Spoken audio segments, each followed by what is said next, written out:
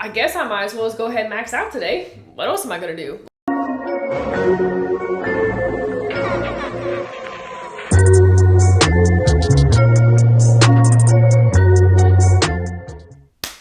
Howdy, welcome back to the channel. If you are new here, my name is Natalie and I'm an international powerlifting athlete. I've been competing since 2019 and most recently just lifted at the World Championships. I became the 57 kilo champion as well as the strongest female lifter at World, so that was all very exciting. Yes.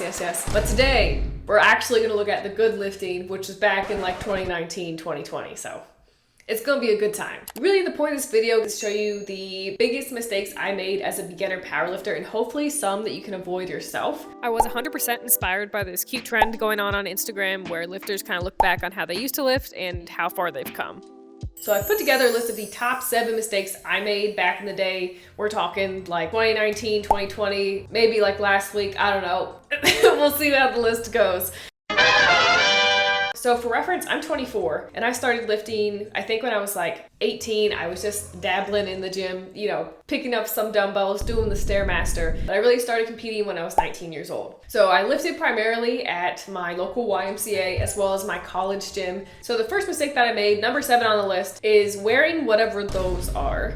Some sort of Nike shoe. I can't remember exact style they were, but if your shoe is thicker than like a Snickers bar, you probably shouldn't be lifting in it, to be honest. Like you can look, I lifted in these so often, I remember it. They were flat, but they're still Nike running shoes, so they really weren't that flat versus like a slipper or like a wrestling shoe that you may see other lifters wearing online. Like these were like, they were just the everyday kind of walking around to class type of shoe, you know? So you can look here at these videos where I'm lifting and like tipping forwards, I'm squatting, shifting around.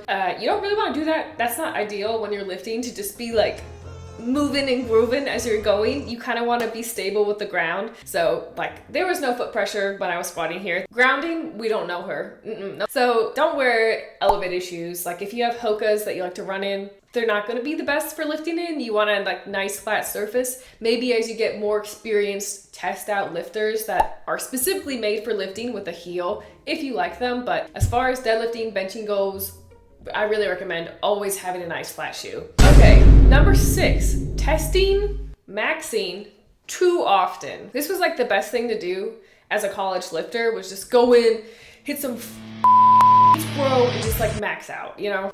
Don't do that, that's dumb. There is no reason to be testing your max. You don't get stronger by doing like an RPE, like 9 single every 3 weeks. If anything, you are killing your ability to recover from session to session.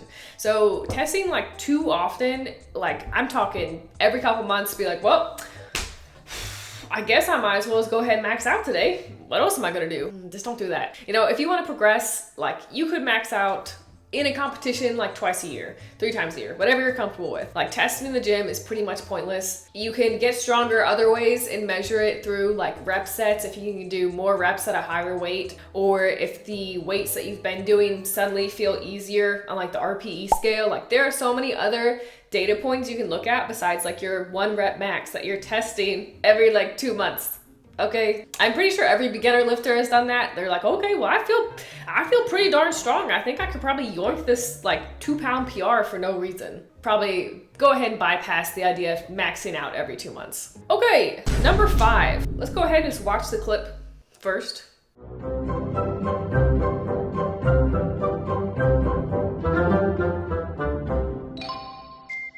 Fast as f. Oh my God. Okay, obviously this is number 5, rushing the setup. Now, I'm not saying that I'm not prone to rushing my deadlift setup in 2023. It's not like this where I'm rolling the bar, moving around, being like, let's go, to just try to pull the weight like as fast as possible off the ground. Bracing, nowhere to be found. Setup, can't quite find her either. So do not rush your setup. Like the bar isn't going anywhere. You're gonna be okay. Just take a breath. Rushing my setup and just grabbing the bar and pulling was something I always did. Like I still struggle sometimes to calm down now and find my wedging when I deadlift. Here on this conventional setup video, whatever this is, I'm really just grabbing the bar and going. I'm not thinking about getting a nice setup, bracing, and kind of setting my hips at a good hip height to where I'm not gonna blow out my lower back. Don't think that you have to be in a rush to grab the bar as fast as possible. Take your time, take your brace. You set up to the bar. Don't force the bar to come to you. Just take your time and get set. A lot of people have also asked me why I stopped doing conventional. I'll be looking at the same conventional video. Okay, I'm not saying my sumo looked that good either when I first started, okay? Like, it was a little rough. But really, long answer short, I just wasn't as strong conventional as I was sumo. I've done conventional since, obviously, 2020, and it's still not as strong as my sumo.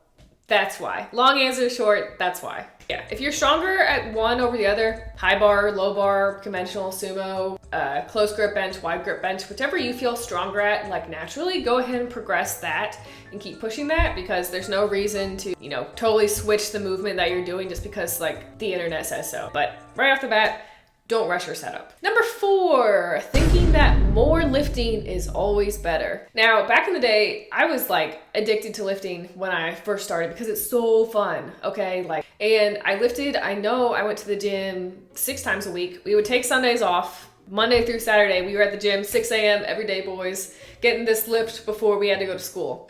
I would lift usually in the mornings, and then I would run usually in the evenings. And sometimes after I ran the evenings, I'd go in the gym and do like abs. Was this necessary? No. Was there recovery? Probably some, because I was like younger. So like I was recovering some, but really not the best. If you want to actually progress your lifts and kind of have linear progression to where you feel stronger every week, then you're gonna have to take recovery a bit more seriously. So a lot of people probably won't be able to train 6 days a week super hard. Like even now, like I'm very experienced and I have a lot more finer tone technique now. So even though I have those things, I still only train 5 days a week. Now I'm not saying that you have to train like once a week to do optimal recovery, but going hard and thinking that if you do like 10 by 10 on squats, you're gonna squat 600, it's just kind of like an old school mindset or like a new beginner mindset. So if you catch yourself wanting to just go into the gym, to think that you can add 5 pounds to your bench by doing 5 more sets, take a step back, look at your recovery, maybe talk to a coach, see what's happening, because you might not need to do more. More is not always better. Sometimes more hurts. Okay, number 3, listening to people at the gym. I remember being a small, naive 18-year-old just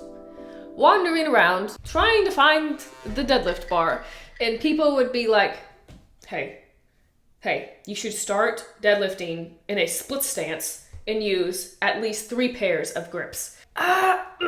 Don't listen to random people at the gym. Now, if you go to like a powerlifting specific gym and you're a new lifter, maybe you don't have a coach, then there'll probably be some really nice people who will give you good tips and be like, hey man, you probably don't want to squat with a Texas deadlift bar. It just might not feel that great. So like those people, thanks. But if you were at like the Y, which I was, or at your like state school gym or whatever, and people are telling you like, hey, I hate to tell you, but you should be only squatting about quarter ways down, because if you squat parallel, you're gonna blow out your knees. Don't listen to those people, okay? Especially if you have a coach and you're paying someone to help you with your technique and do your programming, then don't listen to fucking Barbara over there who's telling you that you should max out and that you should do sumo deadlift because it's the best. Like, just listen to your coach, okay? People are always gonna try to talk to you, especially when you're new. They see that you might need help, and it might be in good spirits and a good, intent, but at the end of the day, that's none of your business, Noelle, okay? Like, you gotta step back. So a lot of people did always tell me like what to do or what I was doing wrong. I know it was a lot of good intent and good intention behind it, but not always the most helpful. It can kind of put things in the back of like new lifters' minds that makes them like worried that they're not doing the right thing. All right, so number 3, yeah, don't listen to people in the gym that often, okay? Like there's gonna be a lot of information coming at you. Figure things out on your own. Okay, number 2, I feel like we can all relate to this. Staring directly into the mirror while you are lifting. Yeah, I did this a lot. I remember literally deadlifting and I would be like trying to catch a glimpse of my lifting like in the mirror. So I would be deadlifting, trying to set up, make sure I have good form, and I'm slowly breaking my neck trying to see myself in the mirror. Don't do that. You don't need a mirror. If you have a phone, just record yourself from different angles. Record yourself from the front, from the side, from diagonal. Record yourself from all different angles and you'll get a comprehensive view. The problem with looking directly into a mirror, unless maybe there's a one-off situation where you're an experienced lifter and you're just trying to do something, with an imbalance or whatnot, but 9 out of 10 times looking in the mirror is always probably gonna hurt you, because as you brace, which you should all be bracing, your spine, rib cage, hips, head should all be locked in. So the second you turn your head, or if you need to keep your head up to look at yourself in the mirror, like that brace is broken, your locked in position is gone. And like you should ideally be locked in at one spot, not kind of like moving your head around at all, so that you can just focus on doing the lift and maintaining balanced grounded position. Specifically, I'm thinking about squat really, so you're not like moving around or flaring out your rib cage or whatnot.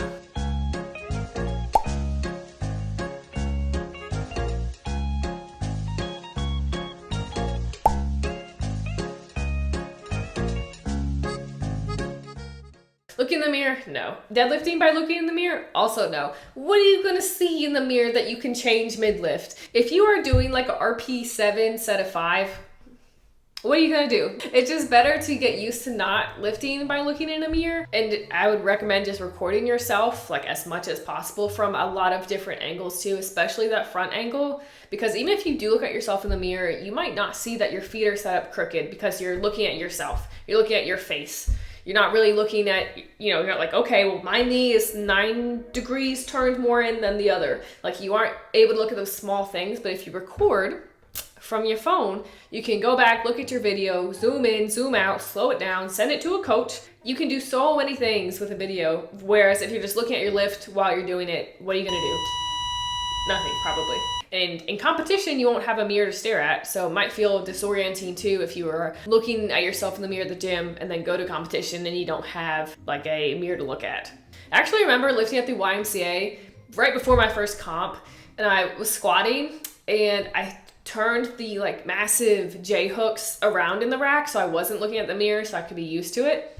And I tried to re-rack. It was massive J hooks. Wasn't really thinking about like re-racking, and I missed on one side. The bar was sliding down. I didn't put the safeties up high enough to where I could like put it down like easily. So I just fucking dumped it from like a standing position, and I about broke the damn rack. Like the J hooks fell off. It was super cringe. Side tip, do always set your safeties. No matter how easy you think the weight is, anything can happen. So just set your safeties up high so you don't have to try to bail out from the absolute top point of a lift like it's dumb. All right, and that brings us to number 1.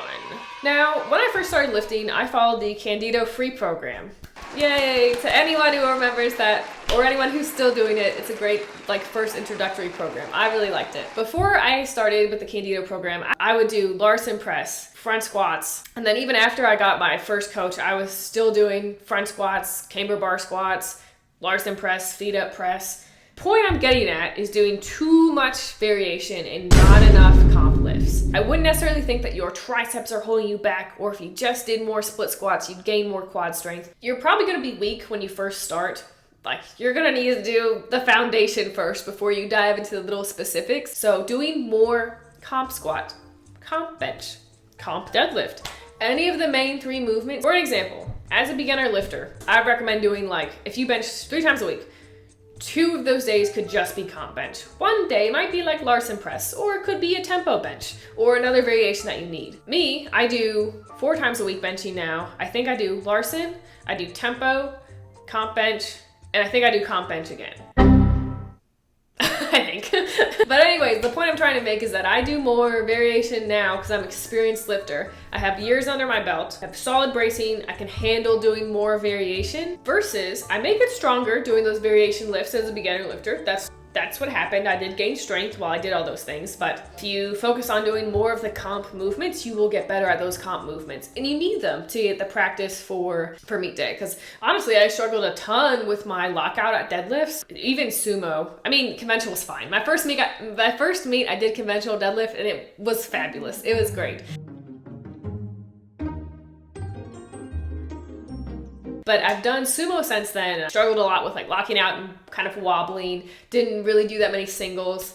Same thing with squats. I don't think I do that many singles either. So I'm not saying you have to do singles every single session and always do comp stuff, but you should definitely prioritize doing more of the comp movements and less of these wild variations when you're first getting started. That's a mistake I made. So focus on the comp movements, doing them right, and building your base. Do the accessories, you know, do the other stuff, but really focus your programming on those main lift movements.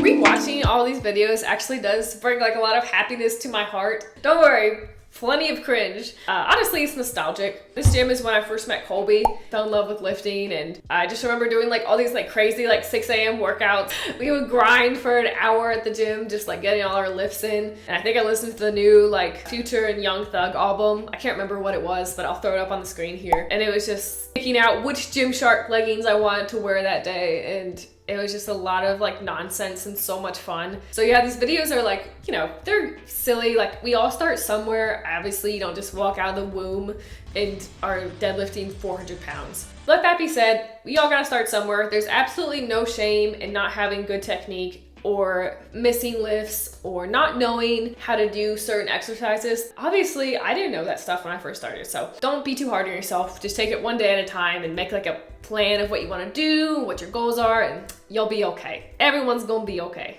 All right, yeah, so that was the 7 mistakes that I made as a young powerlifter and things to keep in mind as you're going forwards with your powerlifting journey. Let me know in the comments down below if I missed any that you did back in the day or that you're doing right now. I don't know. Don't forget to like and subscribe, and I'll see you guys later with a very special video next week. Okay, bye.